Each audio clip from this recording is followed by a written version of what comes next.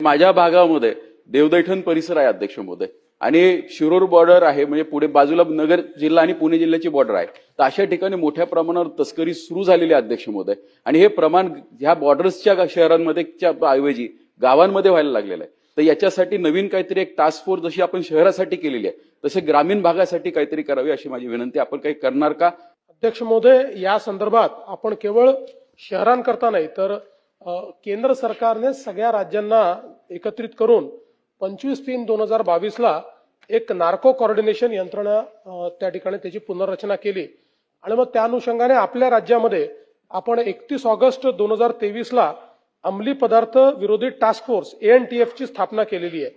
आणि मागच्याच वर्षी आपण अधिवेशनामध्ये याच्या संदर्भात स्पेशल जे काही पदं आहेत ती पदं याच्याकरता निर्माण केली आहेत. आपल्याकडे पूर्वी काही विविक्षित जे कमिशनरेट होते त्याच ठिकाणी आपला अँटी नार्कोटिक फोर्स असायचा, पण आता जवळजवळ सगळीकडे प्रत्येक पोलीस स्टेशनला अँटी नार्कोटिकच्या संदर्भातला आपला फोर्स आपण तो तयार केलेला आहे.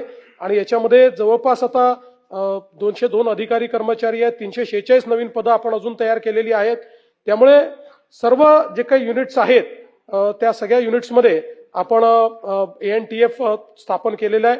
म्हणजे जे आपले Konkan unit, Kolhapur unit, Nashik unit, Amravati unit, Chhatrapati Sambhajinagar unit, Nanded आणि नागपूर गडचिरोली युनिट, या प्रत्येक युनिटला आता सेपरेट अशा प्रकारचा फोर्स हा ग्रामीण भागाकरता देखील आपण त्या ठिकाणी तयार केलेला आहे. आणि आपल्याला कल्पना आहे की नुकतंच आपण मागच्याच वर्षी अमेंडमेंट करून याला संघटित गुन्हेगारीच्या अंतर्गत आपण आणलं, आणि मला सांगताना आनंद वाटतो की ते आणल्यानंतर जवळपास 25-26 मध्ये आपण 10 अशा प्रकारच्या गुन्ह्यांमध्ये संघटित गुन्हेगारी ऑर्गनाइज क्राईम त्या ठिकाणी लावलेला आहे. आणि कोर्टाने देखील म्हणजे न्यायालयाने देखील आपण जो हा निर्णय घेतलेला आहे या निर्णयाला पाठिंबा दिलेला आहे, किंवा तो जो आपण संघटित गुन्हेगारी जी काही लावली ती कुठेही त्यांनी स्ट्राईक डाऊन केलेली नाही. त्यामुळे आता या संदर्भात अतिशय कडक अशा पद्धतीचं काम आपण सुरू केलेलं आहे. आणि आपण जर बघितलं तर याचे धागेदुरे हे वेगवेगळ्या राज्यातच नाही आहेत, हे परदेशात देखील आहेत.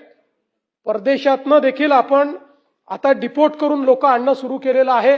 काही देशांशी आपला करार आहे, त्यामुळे तिथनं आपल्याला लवकर मिळतात. जिथे नाही आहे तिथे आपल्याला वेळ लागतो, पण कुठली केस सोडून द्यायची नाही, तर त्या केसचा पाठपुरावा करायचा, अशा पद्धतीनं आपलं काम चाललेलं आहे.